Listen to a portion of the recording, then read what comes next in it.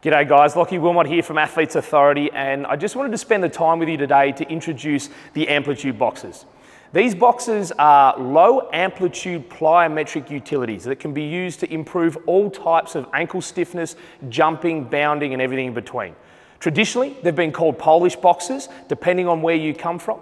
And ultimately they were used initially around the track and field scene for jumpers, throwers and also track events. But they're a fantastic option to be able to progress low amplitude plyometric training. And when we look at low amplitude plyometric training, often we think of skipping, we think of nice simple pogos, even single leg pogos, and that's kind of where it stops. There's not a great deal of progression. And one of the key things when it comes to athletic development is we want to try and progress as much as we can and have a really strong thread of progression that our athletes can follow. And these boxes have been fantastic for us to use with our athletes to start to build that progression line, keep them interested and entertained, and also make some really good progress around our ankle and calf stiffness, improving the capacity of their ability to jump, change direction, and everything in between.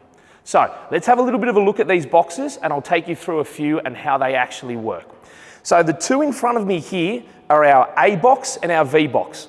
You can see, due to the shape, it's a very consistent angle. It doesn't change, it's on the same angle and same slope the whole time.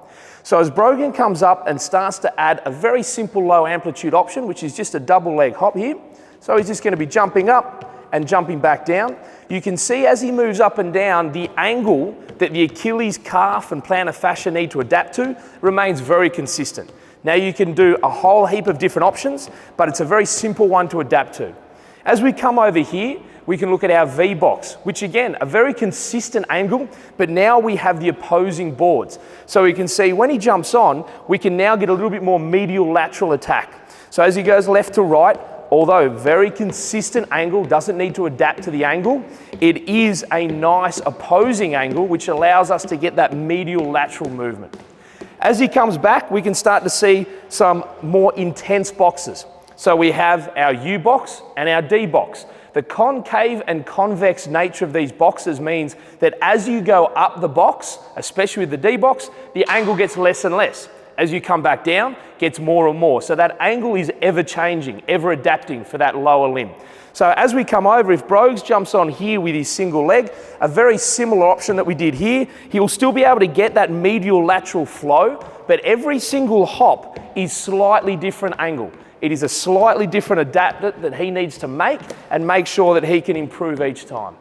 As he moves along here to the D box, again, we'll replicate a similar jump we did over here. As he starts, quite steep. As he builds up, gets a little bit easier. As he comes back down, becomes very tough. So you can see this ever-changing angle makes it a lot harder for his ankles to adapt to. Great. So as you can see, with the boxes, they're a fantastic option to be able to progress low-level plyometric training. They're really useful in a number of scenarios, from court-based to field-based athletes, even combative athletes.